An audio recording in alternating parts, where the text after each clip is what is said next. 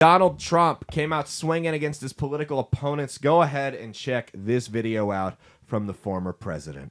Just as importantly, bringing back empowerment will give us a crucial tool with which to obliterate the deep state, drain the swamp, and starve the warmongers, these people that want wars all over the place, killing, killing, killing. They love killing. And the globalists out of our government. We're going to get the warmongers and the globalists out of our government. Okay, here's my problem with this. And I'm not anti-Trump, okay? I vote for him over Biden. Make that clear. Disclaimer, every time I go after him, because some of you are so damn sensitive about this. We're going to get the globalists. We're going to get the warmongers. We're going to get the swamp and the deep state out of office. Get them out of American politics. That's great. I would love it if you did that. You were in office for 4 years. Why didn't you do it then? Why do we have to elect you to a second term for you to actually do what you promised you were going to do the first time around? Why didn't you do it then? Listen, Trump's not untouchable, guys. These are fair questions. We can critique Trump from the right. We can have legitimate concerns of him. Why didn't you do it? You talked about the warmongers. Yeah, it's true. You were the first president who didn't start another war. Sure. Yeah, that's great. But you continued Obama's policies. In some cases, you even ramped them up. You had more drone strikes than Obama. I mean, at what point? Guys, come on. You're going to get rid of the warmongers? You almost started a war in Syria. I remember that. You got bad information from the CIA. Yeah, they tricked you. They tricked you with that little fake chemical attack by Assad, but you still shot missiles at Syria and almost started World War III. That happened. I haven't forgotten. So when you talk about getting the warmongers out, getting the deep state out, getting the swamp out of control in American politics, that's all great. I'm all for it. I would love to see someone do that. But you've had a chance to do it, and you haven't. Why? Where were you? That's all I want to know. Get that son of a bitch off the field right now. Out. He's fired. He's fired. You can't put people on pedestals because that's what they are, humans. And Trump let a lot of people down. He did some great things. He did follow through on some of the stuff he said he was going to do, but he didn't follow through on a lot of it. He really screwed the pooch on a lot of stuff. And not all of it was completely within his control. I understand when you get elected, your hands are tied, blah, blah, blah. I get it. That's not what I'm getting at.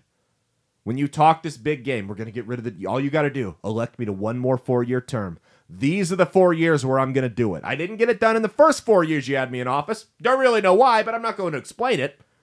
But the next 4 years, that's when I'm going to do this. That's when I'm going to fix it. That's when that's when it's going to happen. We're going to pull this off. Like, could you imagine if a football coach, imagine if they would have kept Scott Frost at Nebraska after his full contract, right? And he won 6 games in 5 years.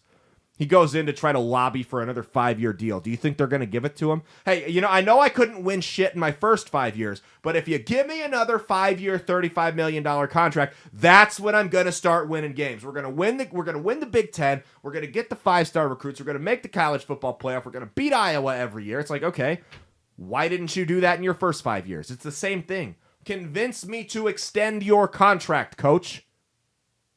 What did you do in the first? And again, did plenty of good stuff you can run on. Run on that. Don't run on the stuff you said you were going to do and then just didn't for whatever reason. What really happened, in my opinion, and this isn't just my opinion, I've heard some other people say similar to this that actually had some connections to the White House. What happened was he got in there, and he really did want to make those changes. He really did want to usher these people out. But the problem is you're dealing with career government spooks, people that have spent 40 years infiltrating and manipulating governments, both foreign and domestic. So you get in there and you start dealing with these intelligence agency spook types, they know how to adapt. They know what they do is they kiss your ass and they feed your ego and play nice with you because, let's be real, you love Trump or hate him, he's got some ego issues. He's got a pretty big ego, right? So they know if they go in there and they stroke your ego and they're nice to you, he's going to be, oh, that guy's not so bad. He's one of the good ones.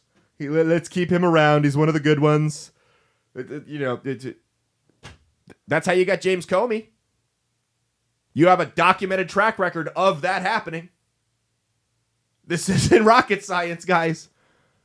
You got government spooks that have manipulated and manipulated people for a living since they were like college aged.